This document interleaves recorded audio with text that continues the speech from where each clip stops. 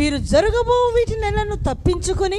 చూసారా, జరగబోవు అంటే వినాశనం, క్రీస్తు విరోధి రాకడా, అంత్యక్రీస్తు, క్రీస్తు విరోధిక పాలన, వాడి ఉగ్రత, వాడి యొక్క ఊచ కోతలు, పరిశుద్ధులకు వాడు పెట్టే శ్రమ, ఇవన్నీ నువ్వు తప్పించుకోవాలంటే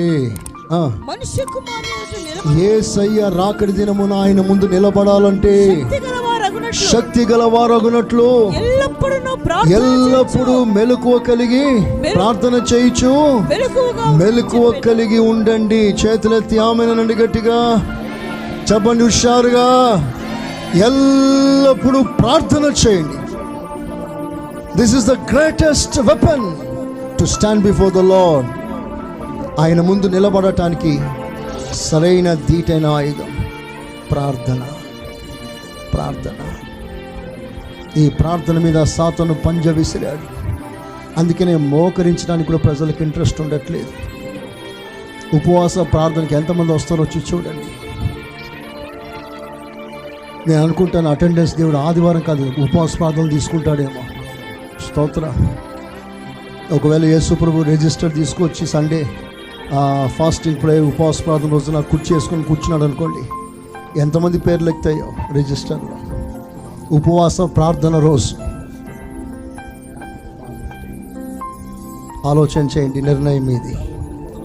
ఇక మీదట ఏ కూటాన్ని మీరు నిర్లక్ష్యం చేయవద్దు. ఎవరున్నా లేకున్నా మీరు కూడుకోండి, ప్రార్థన చేయండి. ఆ ప్రార్థన ద్వారా దేవుడు మిమ్మల్ని సిద్ధపరుస్తాడు, సంఘాన్ని సిద్ధపరుస్తాడు. చేతులెత్తి ఆమెనంటారా? చాలా కొరతలు ఉన్నాయి, చాలా కొరతలు. అవన్నీ దేవుడు సరిచేస్తాడు. అలా సరిచేయగలిగిన అభిషేకం సంఘం మీదకి రావాలంటే ప్రార్థన జరగాలి. నాకున్న ఏకైక ఆనందం సంఘం ప్రార్థన చేసే సంఘం. ఆ సాక్ష్యం ఎప్పుడు పోకూడదు. ఏ రాత్రి వచ్చినా డ్రమ్ మోత, ప్రార్థన మోత ఇక్కడ రాత్రి పగలు వినబడాలి. 24 గంటలు 24/7 రాత్రి పగలు ధూపం ఇక్కడ లేస్తూనే ఉండాలి. సమర్పణ కలిగిన రండి, ప్రార్థన చేయండి. ఇక్కడ అధికంగా ప్రార్థన జరగాలి. దైవ సేవకులు నడుమును కట్టాలి. వారి మీదకి బలమైన ప్రార్థన అభిషేకం దిగి రావాలి. వారి కొరకు మీరు ప్రార్థన చేయండి. రాత్రులు ఇక్కడ నిద్రపోకుండా గంటలు తరబడి ప్రార్థన చేసే అభిషేకం సేవకుల మీదకి రావాలి. సమర్పణ విశ్వాసం మీదకి రావాలి. రాత్రుల్లో ప్రార్థన చేసేవారి సంఖ్య అధికం కావాలి. చేతులెత్తి యేసయ్య కృప కావాలని అడుగుతారా? ఇంకొకసారి చెప్తారా గట్టిగా? నా పేరు రిజిస్టర్లో రాయకపోయినా నేను వచ్చి ప్రార్థన చేయాలి. ఒక తీర్మానం మీకు ఉండాలి. కసితో నింపబడండి, వైరాగ్యం తెచ్చుకోండి. ఇక్కడ జరిగే ప్రార్థనలు ఏ ప్రార్థనను నిర్లక్ష్యం చేయకండి. దేవునికి సమయం ఇచ్చాడా, ఆరోగ్యం ఇచ్చాడా, పరిగెత్తుకుని వచ్చేసాయి.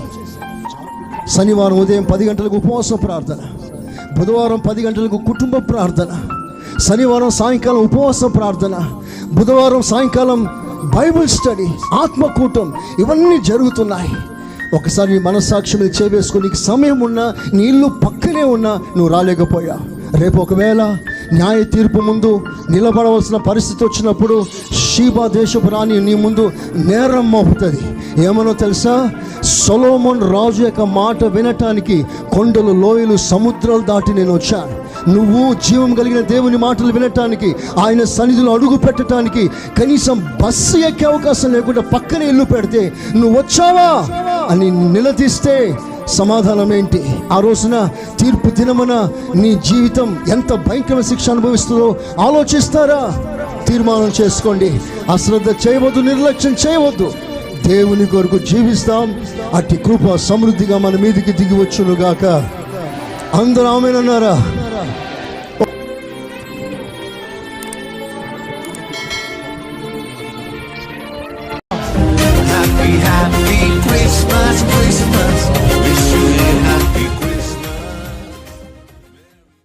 క్రిస్మస్ అంటే ముందు మన మార్గం సరిచేయబడాలి.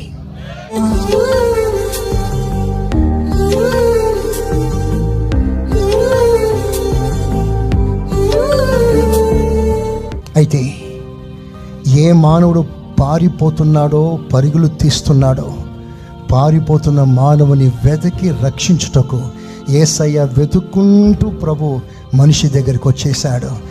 అదే క్రిస్మస్. ఇక్కడ ఎవ్వరు తప్పిపోవటానికి వీల్లేదు.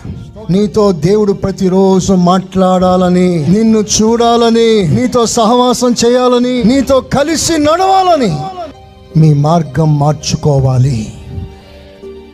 ఆ పండుగ మిస్ అయిపోయావా? ప్రతి నిత్యం రాత్రి పగలు నరకములో మలమల మాడుతున్న అగ్ని గుండంలో, అగ్ని ఆరక, పురుగు చావక, నీ బాధ నివారణ కాక, no solution of your pain to be relieved. రాత్రి పగలు అయ్యో అయ్యో అయ్యో, అలాంటి బాధ తప్పాలనే యేసయ్య ఈ లోకానికి దిగి వచ్చాడు. అదే క్రిస్మస్ పండుగ.